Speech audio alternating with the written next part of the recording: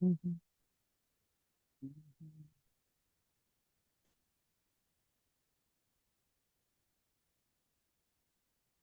Hello everyone.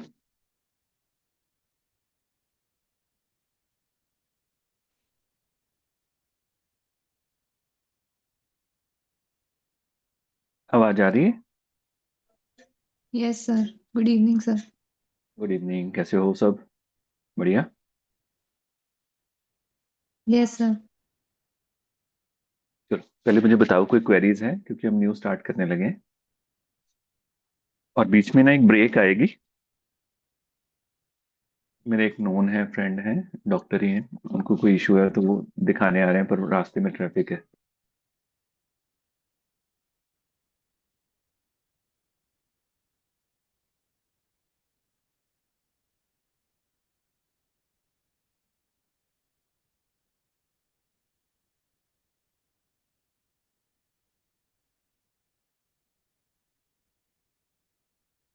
हाँ जी। अब तक जो हमने डिस्कस किया उसको लेके कोई क्वेरी? No sir. सब क्लियर है बिल्कुल? Yes sir.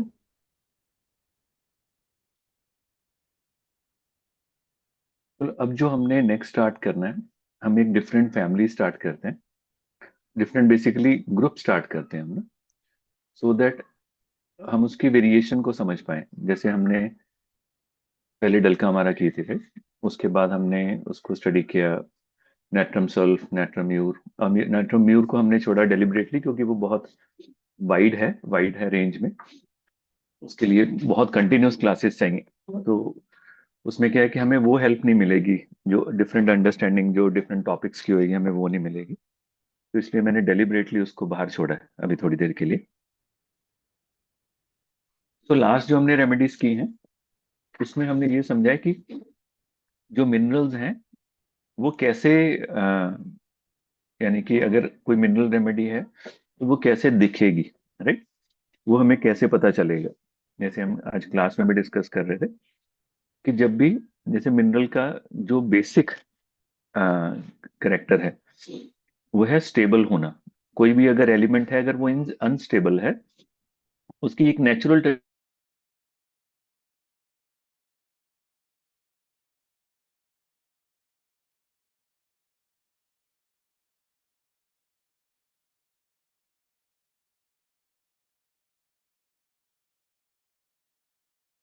to be in a stable condition. It may be due to finance, right? It may be in term of relationship. It may be term of the work environment. It may be in term of responsibility और creative ability, right? Anything, कुछ भी हो सकता है इसमें से। पीछे उनके है कि they want to be in a condition which is stable, right? Continuous stable condition हो जिसमें वो रहे। तो ये तो मिनरल की, इसीलिए इसीलिए उनका हमेशा पर्पस क्या रहता है कि अपने में देखना कि उनमें ऐसी क्या कमी है जहां वो अपने आप में क्या चेंज लेके आ सकते हैं जो कि स्टेबिलिटी की तरफ जाए, राइट? तो इसीलिए मेनली उनके जो इश्यूज भी होते हैं वो वैसे ही होते हैं ना।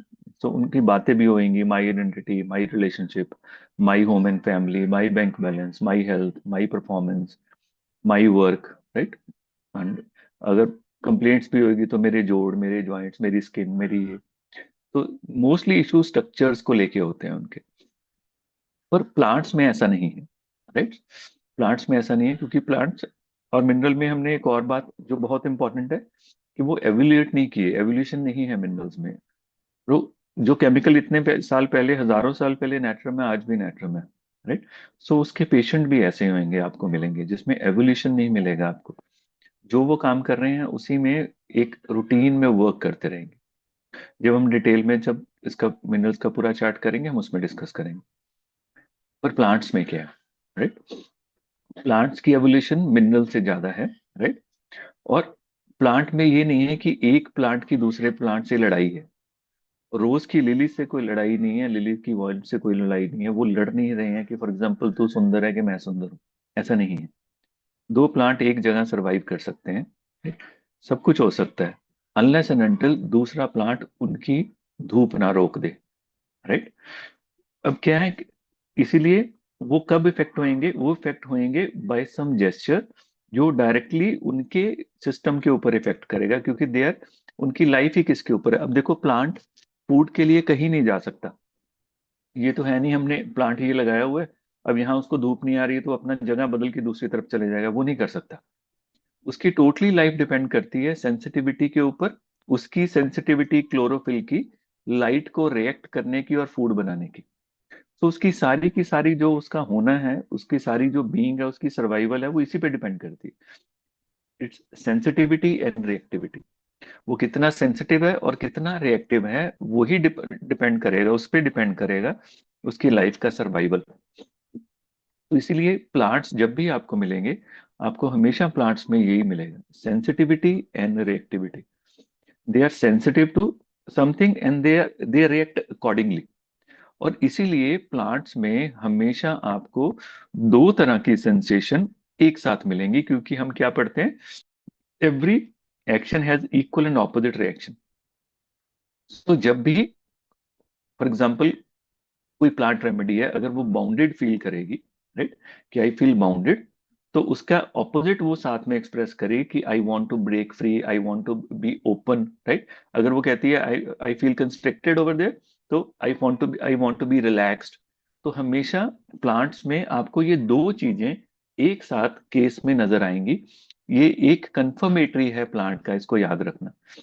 जब भी आप उसकी प्लांट की जो फीलिंग है, सपोज कैक्टेसी रेमेडी है, जब भी कैक्टस को आप पूछोगे कि for example what is disturbing you, अगर वो कह रहा है कि मुझे यहाँ पर ऐसे लगता है जैसे किसी टाइट चीज ने जकड़ा हुआ है, राइट, तो वो उसके साथ जब भी आप उसको एक्सप्लेन करने की कोशिश करोगे, तो वो हमेशा इस चीज को ऐसे करेगा साथ में, कि इसका ऑपोजिट है कि मुझे ऐसा होता है कि बस ये खुल जाए किसी तरह। तो बंधा होना और खुल जाना एक प्रोसेस में प्लांट देगा आपको हमेशा। सो ये एक प्राइम इंपॉर्टेंट है जो डिफरेंशिएट करता है प्लांट को एनिमल से और मिनरल से, कि प्लांट में मेनली सेंसिटिविटी एंड रिएक्टिविटी के इश्यूज होंगे।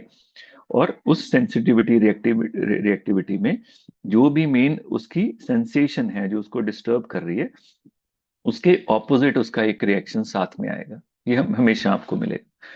और मेनली इन ए केस, जैसे मैंने आपको बताया कि मिनरल में एक ही इशू रह जाएगा एंड में, पेशेंट का एक ही, आपको ऐसे लगेगा कि वो पेशेंट टू डायमेंशनल लाइफ में जीता है, एक ही इशू है उसका और उसके ऊपर ही सारा फोकस है जो मिनरल का होएगा, उसके आसपास की स्टोरीज ज्यादा नहीं होंगी।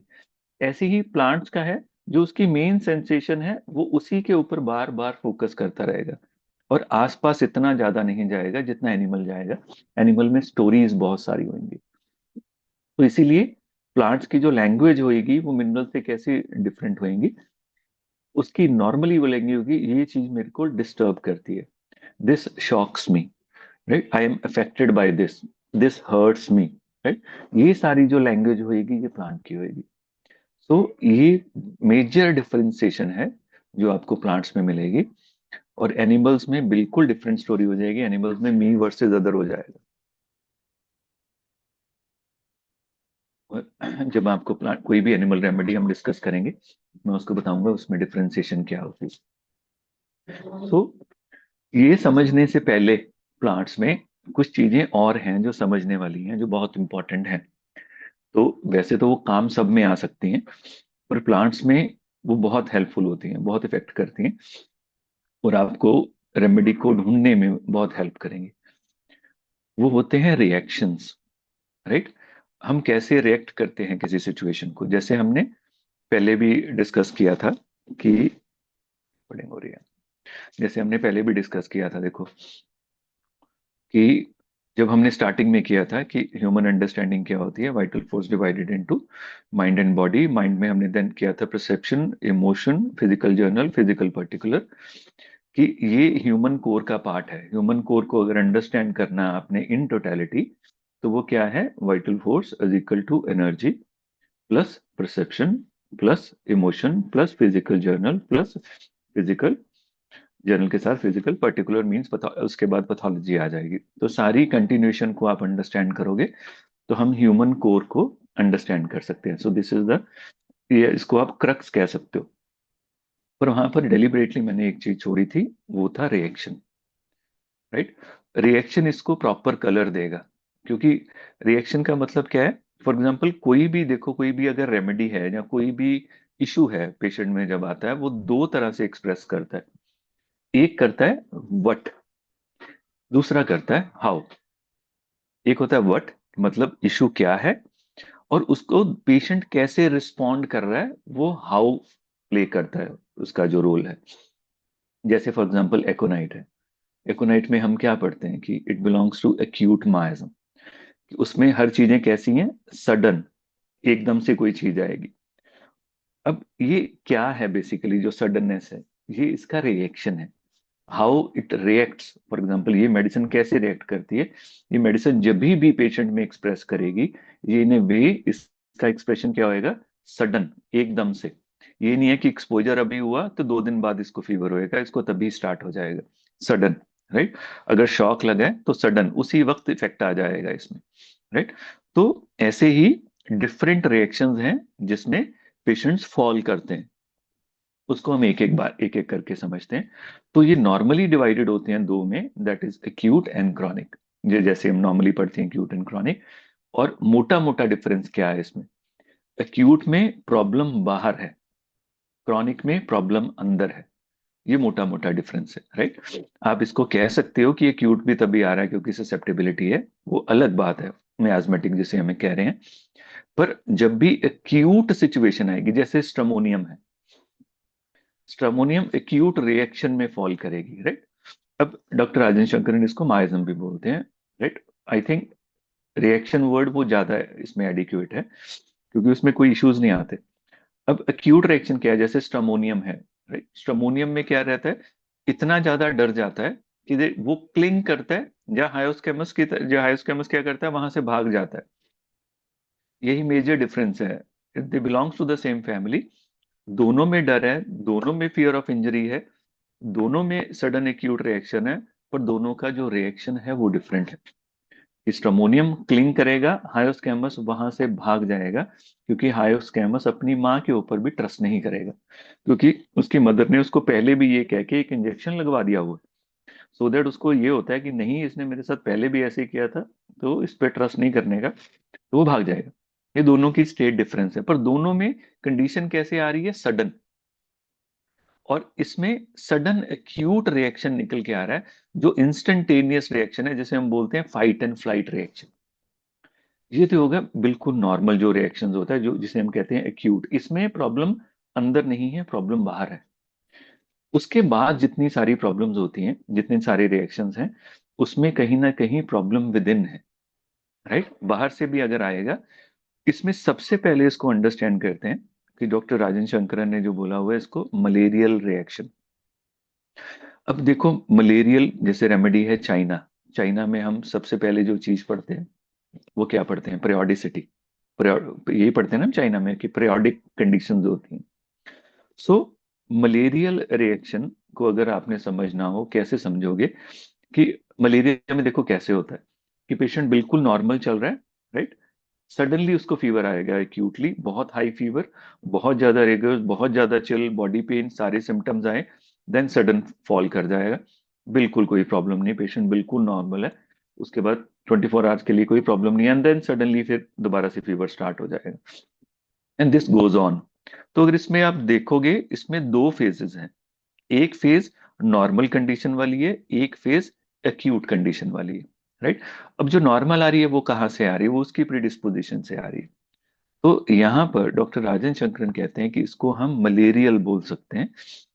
मलेरियल इन द सेंस कि ऐसी कंडीशन जिसमें पेशेंट को कोई भी प्रॉब्लम बार बार आ रही है, मतलब एक फेज में आती है, पीरियोडिक फेज में आती है, और उसके बाद कर जाती है। तो जब भी ये कंडीशन आए, किसी भी कंडीशन में, जब आप रेमेडीज पढ़ोगे, राइट, जैसे चाइना पढ़ोगे या कोई भी रेमेडी पढ़ोगे, अब ये कहाँ काम आएगा? देखो, जैसे मेरे पास एक लेडी आई यहाँ पर, वेटिंग में बैठी हुई थी ना, वेटिंग में, and she talking continuously, loudly, ये मेरा ख्याल नहीं करते, ये मेरा ये नहीं करते, दिस नहीं करते, ये सारा कुछ करती जा रही है।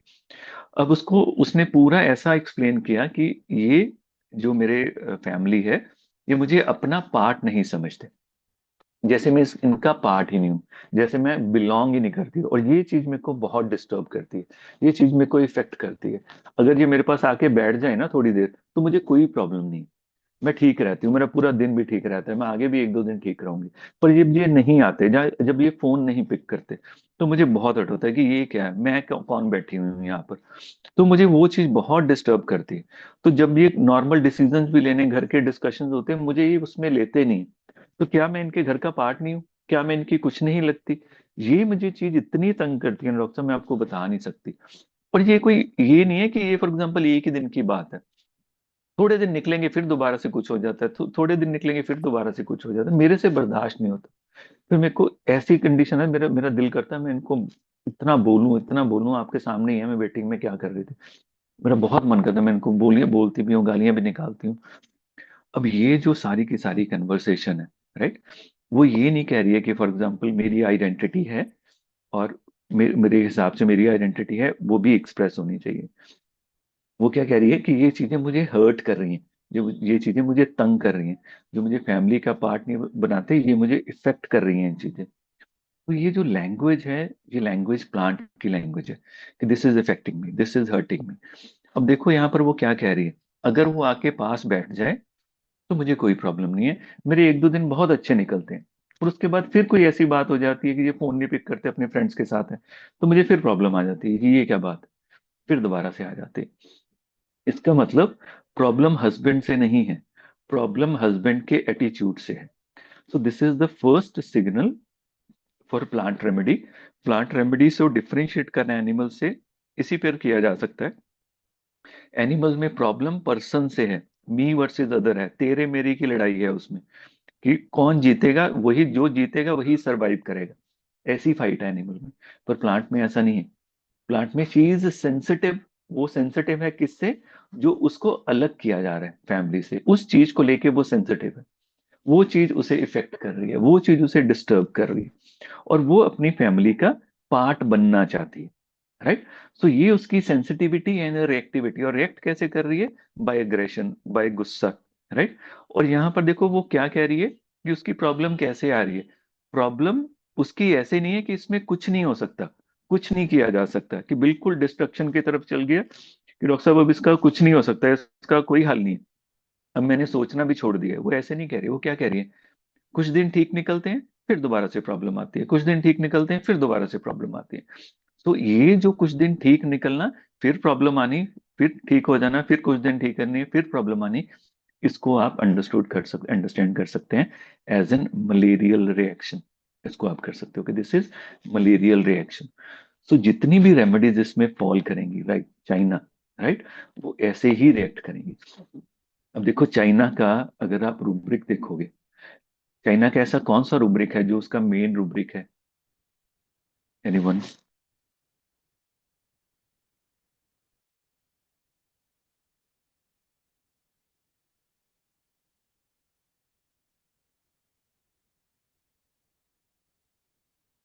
एक मिनट, बस डॉक्टर बस 2 मिनट से आ गया। अरे ना ना भैया, कोई गल नहीं, आ गया, बस मैं 2 मिनट से आ गया।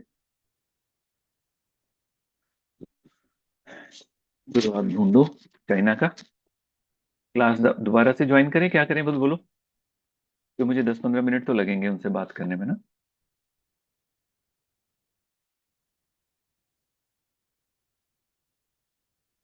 कोई है? दोबारा कर लेंगे सर। दोबारा से। दोबारा से ज्वाइन कर ले, उतनी देर आप चाइना के रूब्रिक्स देखो, ऐसे कौन सी चीज है चाइना में जो इसको एक्सप्रेस करती है। ठीक है, चलो मिलते हैं।